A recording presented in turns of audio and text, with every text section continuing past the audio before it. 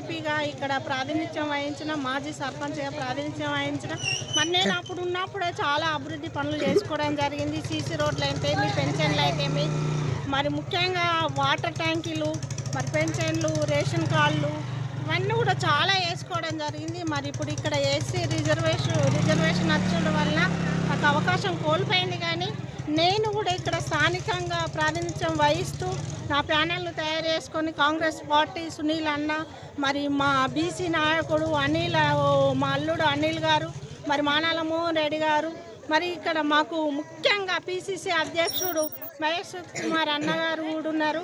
BC నాయకత్వం బలపరచడానికే మరోసారి రంగంలోకి దిగడం జరిగింది. ఇప్పుడు ఎంత 10 సంవత్సరాల నుంచి అభివృద్ధి కుంటు పడిపోయింది. ఇక్కడ ముఖ్యంగా చాలా లేడీస్కి అయితే వాటర్ ప్రాబ్లం చాలా ఉన్నాయి. నేను మా ఉప సర్పంచ్ కాగానే ఫస్ట్ వాటర్ ప్రాబ్లము, మరి ముద్రాజు అటు గొల్లోళ్ళు అక్కడ శ్మశాన వాటిక కూడా చాలా ప్రాబ్లం ఉంది. శ్మశాన వాటిక ఇవన్నీ చాలా ముఖ్యంగా ఫిల్టర్ వాటర్ కూడా మిషన్ భగీరథ నీళ్లు పెట్టుకోవడం జరిగిందని ఎక్కడ కూడా సరిగా వాటర్ రావడం లేదు. నేను మరోసారి ఇక్కడ గతంలో సర్పంచ్గా చేసి అక్కడ వాటర్ ట్యాంక్ తీయడం జరిగింది. మరి అందులో మళ్ళీ నేను యథావిధిగా వాటర్ ట్యాంక్ చేస్తాను. ముఖ్యంగా స్కూల్ కూడా ఇవాళ గుడెంతనో ఊరుకు బడి కూడా ముఖ్యం కాబట్టి పిల్లలకు నాణ్యమైన విద్య అందించడానికి మరి స్కూలు తీసేయడం జరిగి నేను నిర్మించుకోవడానికి ముందుంటానని ఆలోచిస్తూ, మరి ముఖ్యంగా ఈ వాటరు, శ్మశాన వాటిక, పెన్షన్లు, మరి కాంగ్రెస్ గవర్నమెంట్ వచ్చిన తర్వాతనే రేషన్ కార్డులు 15 సంవత్సరాల నుంచి వాటర్ ప్రాబ్లం బాగా ఉంది కాబట్టి water first of all water ఇవ్వగలుగుతాము.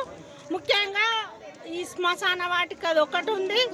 ఇంకా ఈ పెన్షన్లు ఏమి, రేషన్లు ఏమి, ఊళ్ళే ఏ చిన్న సమస్య ఉన్నా నేను లేడీస్ కాబట్టి, మహిళలు నా వెంటున్నారు కాబట్టి నేను మహిళలను పట్టుకొని ఏ చిన్న సమస్య ఉన్నా నేను వాళ్ళ ఇంట్లో ఉంటా.